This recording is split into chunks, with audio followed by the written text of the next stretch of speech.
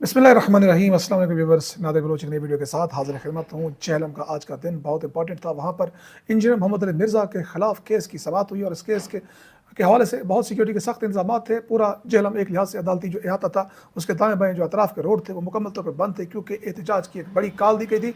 और इस एहतजाज के साथ ही एक बड़ा कभी इम्कान था कि कोई ऐसा सिलसिला ना हो जाए, इंजीनियर मोहम्मद अली मिर्ज़ा के ऊपर कातलाना हमला ना हो जाए। इंतजामिया ने किस तरह के इकदाम किए थे, इस पर भी बात करेंगे और आपको बताएंगे किस तरह इंतजामिया की 3 गाड़ियाँ जो थी एलीट फोर्स की, वो लेकर आई और ये समाज से तकरीबन 1 घंटा पहले पहुँचे, जज साहब के पहुँचने से भी पहले। और फिर जज साहब के सामने इंजीनियर मोहम्मद अली मिर्ज़ा की जानिब से क्या मौक़िफ़ अख्तियार किया गया और दूसरी तरफ से जो मुखालिफ साइड थी, उन्होंने क्या प्ले ली, उनके वकील ने क्या कहा, और ये तमाम चीज़ें आज आपको पता चलेंगी। और साथ ये भी बताएंगे इंजीनियर मोहम्मद अली मिर्ज़ा ने अपने ऊपर लगाए गए 8 इल्ज़ामात का तहरीरी बाज़ाब्ता तौर पर जवाब जमा करा दिया है। इस जवाब की एक-एक सतर, एक-एक लफ्ज़, एक-एक लाइन आपके सामने पढ़कर सुनाएँगे, ताकि आपको पता चल सके कि इल्ज़ाम क्या लगाया गया है, जवाब क्या दिया गया है। और फिर उसके बाद एंड पर आपको बताएँगे कि अदालत ने इस केस के ऊपर अपना फ़ैसला क्या सुनाया। ये तमाम चीज़ें आज आपको इस वीडियो में जानने को मिलेंगी। इससे पहले कि हम आगे बढ़ें, आपसे दरख्वास्त है कि अगर आपने अब तक चैनल को सब्सक्राइब नहीं किया, तो चैनल को सब्सक्राइब कीजिए और हमारे फेसबुक पेज को लाइक कीजिए और इस वीडियो को शेयर कीजिए, कमेंट कीजिए, ताकि हमारा आपस का राब्ता जो है बरकरार है। तो दोस्तों, जैसा कि आपके इल्म में है कि इंजीनियर मोहम्मद अली मिर्ज़ा अपने मुख्तलिफ बयानात की वजह से शोहरत रखते हैं। आए रोज़ उनके खिलाफ या उनके हवाले से कंट्रोवर्सी जो है वो जन्म लेती है, मीडिया पर बार बार डिस्कस होते हैं, उनके ऊपर इल्ज़ामात रखते हैं। और अब 2 हफ्ते पहले 6 अप्रैल को उनके खिलाफ एक मुकदमा दर्ज हुआ। उस मुकदमे के बाद उन्होंने प्री अरेस्ट जो है वो बेल कराई और उसकी तौसीक़ के सिलसिले में जेहलम अदालत पहुँचे और अदालत में जाकर उन्होंने बाकायदा जज साहब के सामने अपना मौक़िफ़ रखा और बताया कि ये जो मामला चल रहा है, ये तो इस अदालत के दायरे अख्तियार में नहीं आता, ये वीडियो का केस है। वीडियो का केस पीका एक्ट के तहत आता है और एफआईए इस मामले को देखती है। पहली बात तो ये है कि हम इस मामले पर डिस्कस करेंगे कि आखिर हुआ क्या है, और दूसरा ये कि ये अदालत इस केस को सुन भी सकती है या नहीं सुन सकती। तो इस मामले पर उनकी वकील ने दलाइल दिए, बताया। और यहाँ पर अदालती जो सिस्टम था वहाँ पर, क्योंकि पूरे जेहलम के हवाले से पुलिस बहुत सख्त थी, उनको खदशा था कि उनके ऊपर कातलाना हमला हो सकता है, कुछ हो सकता है। लिहाजा जज साहब भी इस मामले की नज़ाकत को जानते थे। लेकिन दिन में बड़ी खबरें चली कि इंजीनियर मोहम्मद अली मिर्ज़ा की जो दरख्वास्त थी वो मुस्तरद हो गई, उनको जो है गिरफ्तार करने का अदालत ने हुक्म दिया है। जबकि अभी इस केस का ट्रायल नहीं हुआ, मुकदमे में शहादतें पेश नहीं हुई, बाकायदा फ़र्द जुर्म आयद नहीं हुई, तो ये कैसे हो सकता है? ये बड़ा एक इम्पॉर्टेंट सवाल था मेरे लिए भी। इसके बाद मैंने इंजीनियर मोहम्मद अली मिर्ज़ा से टेलीफोनिक बात की, उनसे तकरीबन मैंने 15 से 16 मिनट गुफ्तगू की। मुमकिन है कि अगले चंद लम्हात में या चंद दिनों में या कल तक आपको एक इंटरव्यू भी इस पे तफसीली मिल जाए, जिसमें हम जानने की कोशिश करेंगे ये तमाम इल्ज़ामात, उनकी हकीकत क्या है और उनके ऊपर इल्ज़ामात क्यों लगाए जा रहे हैं और वो इस कंट्रोवर्सी का शिकार क्यों हो रहे हैं, इस पर बात करेंगे। लेकिन जज साहब ने ये सारी बातें सुनी। दूसरी तरफ के जो वकील थे, उन्होंने उनका नाम जनाब मिनहास एडवोकेट साहब थे, उन्होंने बाकायदा दलाइल दिए, बात की, उन्होंने अपना नुक्ता नज़र रखा और कहा कि इन्होंने तौहीन किया है, इनके ऊपर तौहीन रिसालत, तौहीन असहाब, तौहीन सहाबा और आइम्मा, इस तरह की तौहीन कुरान की जो है वो दफ़ात के तहत, क्योंकि उनके ख़िलाफ़ जो मुकदमा है वो यानी कि आप अंदाज़ा करें कि उसमें तमाम सिवाय यानी कि ये जो 295 ए बी है लगी हुई है, सी जो है उसकी इस्तदा की और कहा गया कि इनके खिलाफ ट्रायल किया जाए और उनको लटकाया जाए, फारिग किया जाए। बहरहाल अदालत ये सारे सब दलाइल जो है वो सुने, ये सारी बातें सुनी और इस दौरान अदालत ने कहा कि हम इसका आज ही फैसला करेंगे और बता देंगे।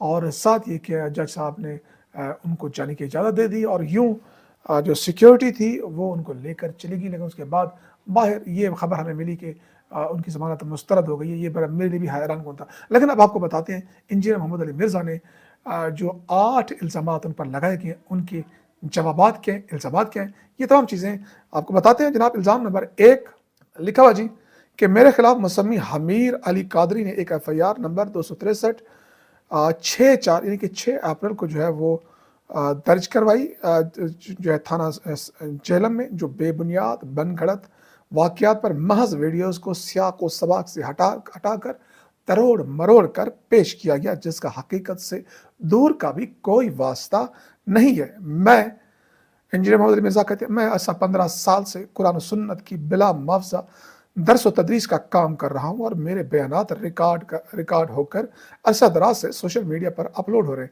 FIR में लगाए गए इल्ज़ामात तौहीन खुदाबंदी, तौहीन रिसालत, तौहीन सहाबा, तौहीन अहले बैत, तौहीन कुरान वगैरह से मुतालिक तो मैं सोच भी नहीं सकता। इल्ज़ामात का मकसद सिर्फ और सिर्फ मुझे हरासा करना, तबलीग इस्लाम की कार खैर से रोकना है। अल्हम्दुलिल्लाह मैंने पहले दिन से लेकर आज तक बिला मुआवजा जो भी तदरीस की है उसका मकसद अकीदा तौहीद ख़त्म नबूवत की तरवीज के अलावा कुछ भी नहीं। तो भला इस किस्म की गुस्ताखियाँ करने का मैं सोच कैसे सकता हूँ। ये उन्होंने कहा। आगे सुनते जाइए जनाब। कहते हैं कि FIR में लगाए गए 8 इल्ज़ामात का मुख्तसर जवाब यूँ दूंगा, क्योंकि उनकी जो वीडियो है उसमें 8 इल्ज़ामात लगाएंगे उनके ऊपर। कहते हैं इल्ज़ाम नंबर 1, यहूद ने कहा कि ये कल का छोकरा नौज़ुबिल्लाह हमें समझाएगा। यहाँ नबी सल्लल्लाहु अलैहि वसल्लम को छू कर नौज़ुबिल्लाह कहना गुस्ताखी है। उसके जवाब में अर्ज़ है कि ये काफिरों के रेफरेंस से बात हुई, यानी कि ये जो बात की है ये काफिरों के रेफरेंस की तरफ से बात हुई है। और कहते हैं जनाब कि काफिरों की तरफ से नबी वसल्लम पर लगाए गए गुस्ताखाना इल्ज़ामात को बारहा नकल किया है। इसे कहा जाता है नकल कुफ्र नबाशत।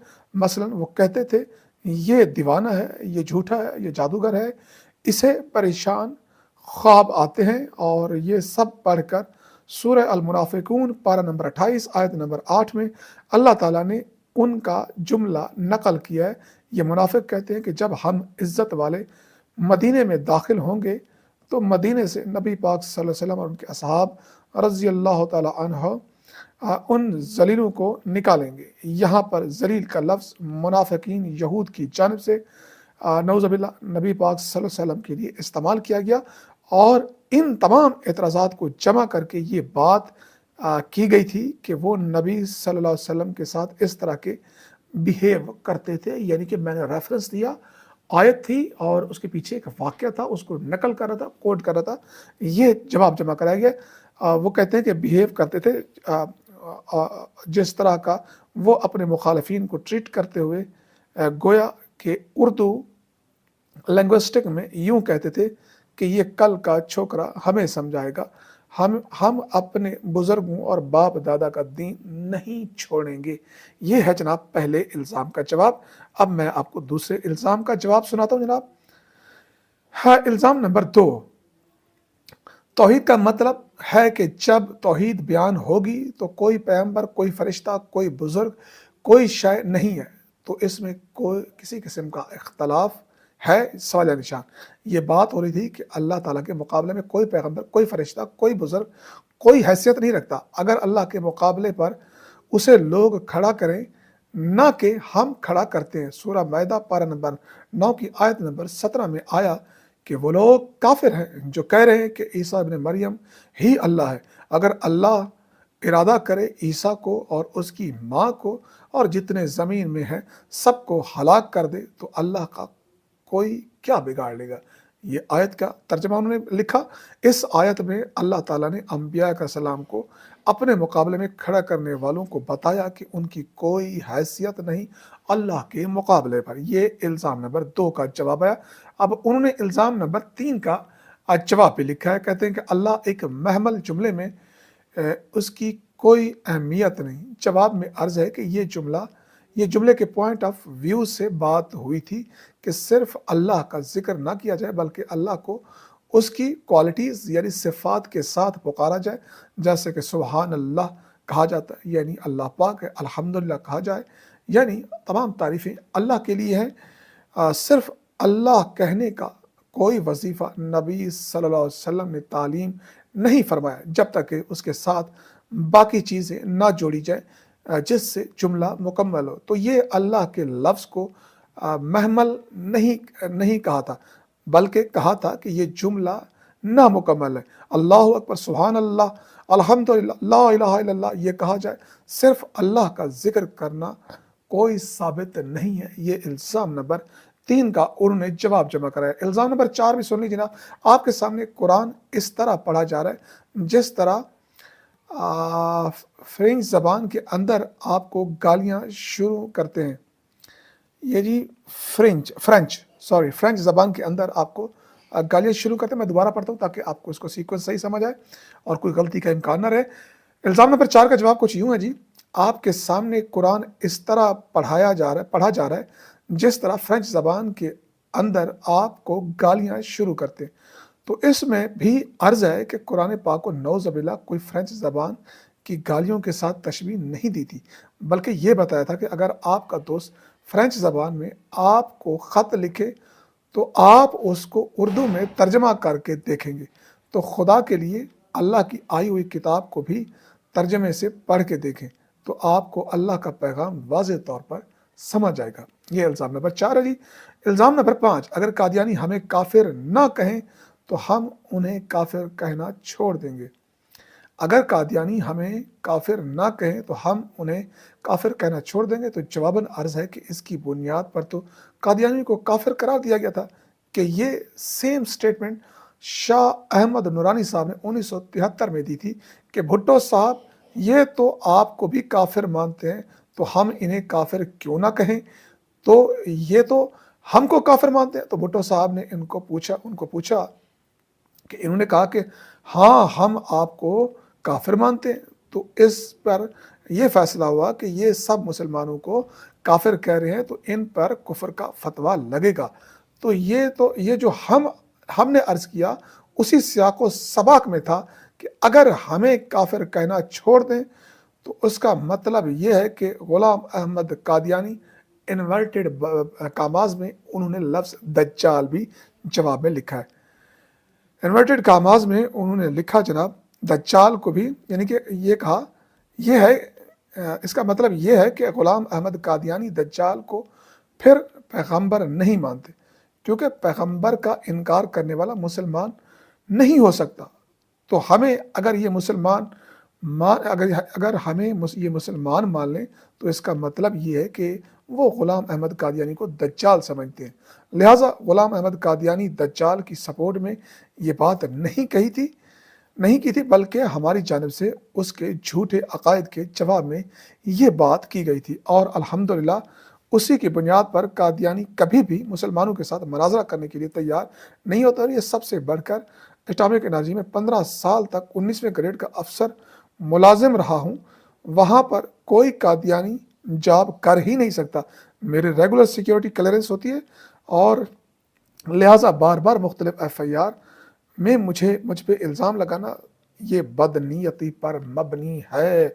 इल्ज़ाम नंबर 6 जनाब, कहते हैं कि कोई अपने इल्म की बुनियाद पे किसी सहाबी को काफिर कहे तो हम उसे काफिर नहीं कह सकते।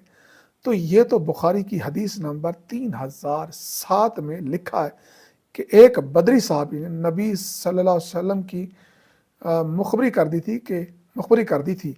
तो हज़रत उमर रज़ी अल्लाह ने उनके बारे में कहा था, या रसूलल्लाह मुझे इजाज़त दीजिए मैं इस मुनाफिक का गला काट दूंगा। तो हजूर सल्लल्लाहु अलैहि वसल्लम ने फरमाया, उमर इसे छोड़ दो, अल्लाह ने इसकी अगली पिछली गलतियां माफ़ कर दी। और इस हदीस को इमाम बुखारी ने हदीस नंबर 6106 चैप्टर की हेडिंग में बना के लिखा है कि अगर किसी को तावील की गलती लग जाए और वो किसी मुसलमान को या किसी सहाबी को काफिर कह लेता है तो कुफर उसकी तरफ नहीं लौटेगा। मैंने कब ये कहा कि साहबा रज़ी अल्लाह ताला अन्हु को काफिर कहने वाला शख्स मुसलमान, सहाबी को तो छोड़ें, आम मुसलमान को भी मुसलमान समझते हुए काफिर कहने वाला काफिर हो जाएगा। हाँ, अगर उसको उसके ईमान में शक है तो फिर नहीं होगा। ये पेट का मसला है। इल्ज़ाम नंबर 7 का जवाब कुछ यूँ दिया गया है, सहाबी होना कोई फजीलत नहीं, मैंने बिल्कुल ये बात नहीं की थी। सहाबी होना क्योंकि फजीलत नहीं है, वो शख्स पागल ही होगा जो ये बात कहेगा। मैंने ये बात की थी कि सही मुस्लिम की हदीस नंबर 321 में है कि उमर बिन आस रज़ी अल्लाह तआला अन्हु को जब उनके बेटे ने कहा कि आप तो बड़े खुश नसीब हैं, आप तो हजूर सल्लल्लाहु अलैहि वसल्लम की सोहबत की है, आपने میں حصہ لیا کیونکہ وہ آخری وقت میں شرمندہ تھے کہ انہوں نے حضرت علی رضی اللہ عنہ کے خلاف جنگ کیوں تھی، تو اس لیے ان کا بیٹا ان کو تسلیاں دے رہا تھا، تو انہوں نے اس کے جواب میں کہا تھا کہ ہمارے نزدیک کلمے پڑھنے سے بڑی کوئی فضیلت نہیں ہے، کیونکہ صحابی ہو یا کوئی اور ہو، یہ فضیلت کلمے کے بعد حاصل ہوتی ہے، تو میں نے اسے کلمے کے ساتھ جوڑا تھا۔ تو ظاہر کہ جب تک کلمہ نہیں ہوگا تو کوئی صحابی بن ہی نہیں سکتا، تو اس میں کون سا ایسا مسئلہ تھا؟ یہ ان کی طرف سے جواب جمع کرایا گیا ہے۔ الزام نمبر 8، موبائل سے دیکھ کر قرآن پڑھنے والے کو صحابہ سے زیادہ ثواب ملتا ہے۔ یہ بالکل جھوٹ ہے۔ میں نے یہ کہا تھا کہ صحابہ کرام رضوان اللہ اجمعین کے پاس قرآن تو مصحف کی شکل میں بہت کم لوگوں کے پاس تھا، قرآن دیکھ کر پڑھنے کا ثواب زیادہ ہے بنسبت زبانی پڑھنے کا۔ تو ہم کتنے خوش نصیب ہیں کہ ہمارے پاس قرآن موجود ہے کہ ہم دیکھ کر اسے پڑھ سکتے ہیں، اور صحابہ کرام رضی اللہ عنہ کے پاس تو یہ سہولت ہی نہیں تھی۔ اور پھر میں نے اس میں کہا تھا کہ اپنے آپ کو آپ نے صحابہ سے کمپیئر نہیں کرنا۔ ہاں، صحابہ کے زمانے میں جو لوگ دیکھ کے قرآن پڑھتے تھے انہیں ڈبل ثواب ہوتا تھا، دیکھ کے پڑھنے کا بھی اور زبانی پڑھنے کا بھی، اور یہ بات تھی اور انہوں نے تروڑ مروڑ کر پیش کی، لہٰذا تمام تر الزامات بالکل جھوٹے ہیں۔ میں سختی سے ان کی تردید کرتا ہوں۔ میری درخواست ہے کہ ان بے بنیاد افیاض کو فوری طور پر خارج کیا جائے۔ تو یہ تھا جناب سیشن جج کی جو عدالت ہے اس کی جو ویب سائٹ ہے اس پہ کھولا جائے تو اس پہ لکھا ہوا ہے کیس ختم شد، کیس شد مطلب ختم ہو گیا، یعنی کہ اب یہ معاملہ عدالت کی جوڈکشن کے اوپر، یعنی کہ دائرہ اختیار کے اوپر ڈسکس ہو رہا تھا، تو لہٰذا یہ معاملہ جو ہے وہاں پر رک گیا ہے۔ اب دیکھنا یہ ہے کہ آگے جو دوسرا فریق ہے وہ اس کیس کو ایف آئی اے میں لے کے جاتا ہے یا نہیں لے جاتا۔ بہرحال اس عدالت میں میرے خیال میں معاملہ جو ہے وہ رک گیا ہے۔ یہ تھی جناب اس کیس کی اس سے جڑی ہوئی تمام معلومات جو ہم نے آپ کو ایز اٹ از پیش کر دی، جواب جمع کرایا گیا وہ بھی پیش کر دیا، جو الزامات لگائیں گے وہ بھی آپ کے سامنے آ گئے ہیں۔ اس میں کیا حقیقت ہے اس کا فیصلہ تو آپ کر سکتے ہیں یا اللہ کر سکتے ہیں، ہم کسی کے اوپر کچھ نہیں کہتے، لیکن بہرحال اس کے اوپر تحقیقات ہونی چاہیے، اس کا فرانزک ہونا چاہیے، ویڈیوز کا، آڈیوز کا، کہ اگر کیونکہ مرزا صاحب یہ کریں گے تروڑ مروڑ کر یہ ویڈیوز بنائی گئی ہیں، اگر ایسا ہے تو پھر ان لوگوں کو بھی گرفتار کرنا چاہیے جو ویڈیوز کو تروڑ مروڑ کر سیاق و سباق سے ہٹا کر کسی کے خلاف توہین کا مواد بناتے ہیں یا کیس فائل کرتے ہیں۔ کیونکہ مجھے نہیں پتا، بہرحال یہ سارا فیصلہ، یہ ساری باتیں جو چیزیں کلیئر کر سکتی ہیں وہ فرانزک آڈٹ ہے، اس جو آڈیوز عدالت میں پیش کی جا رہی ہیں یا جن کے اوپر ایف آئی آر کاٹی گئی ہے۔ اب تک کے لیے اتنا ہی، دعاؤں میں یاد رکھیے گا، اجازت دیجیے، اللہ حافظ سے۔